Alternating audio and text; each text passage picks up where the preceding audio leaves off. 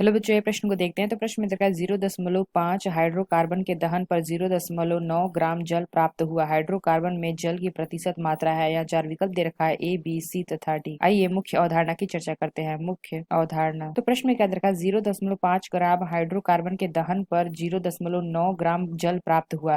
तो हाइड्रोकार्बन में जल की प्रतिशत मात्रा ज्ञात करनी है। तो अगर हम देखें तो यहाँ पे अगर हम मान लेते हैं कि एन की प्रतिशत मात्रा बराबर, अगर हम देखें तो यहाँ पे हमें क्या दे रखा है हाइड्रोजन, तो ये हमारा क्या हो जाएगा 2 बटे में यहाँ पे दे रखा है हमें जल, तो इसका हमारा परमाणु क्रमांक हो जाएगा 18। फिर अगर हम देखें तो गुड़े यहाँ पे दे रखा है 0.9 ग्राम जल प्राप्त हुआ है। किसमें से प्राप्त हुआ था 0.5 ग्राम हाइड्रोकार्बन में, यानी कि अगर हम देखें तो हमारा जाएगा 0.5 और यहाँ पे हमारा जाएगा 0.9।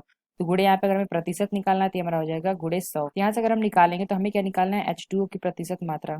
यहाँ पर अगर हम देखें तो यहाँ पे दे रखा है एन की प्रतिशत मात्रा 2 बटे में 18 गुड़े 0.9 बटे 0.5 गुड़े 100। यहाँ पे हमारा क्या आ जाएगा 20%। यहाँ पे हमें H2O की ज्ञात करनी है, यानी कि जल की प्रतिशत मात्रा ज्ञात करनी है। तो H2O यानी कि जल की प्रतिशत मात्रा हमारी हो जाएगी क्या 100 में माइनस कर देंगे 20, यहाँ पे 20% आया तो 100 में से माइनस कर देंगे तो हमारा आ जाएगा 80%। यानी अगर हम देखें तो कौन सा विकल्प हमारा सही होगा, तो जो हमारा सी विकल्प दे रखा है यह विकल्प हमारा सही होगा। 0.5 ग्राम हाइड्रोकार्बन के दहन पर 0.9 ग्राम जल प्राप्त होता है। तो हाइड्रोकार्बन में जल की प्रतिशत मात्रा होगी 80%, यानी कि जो हमारा सी विकल्प है यह विकल्प हमारा सही होगा। तो आशा करते हैं आपको समझ में आया होगा। धन्यवाद।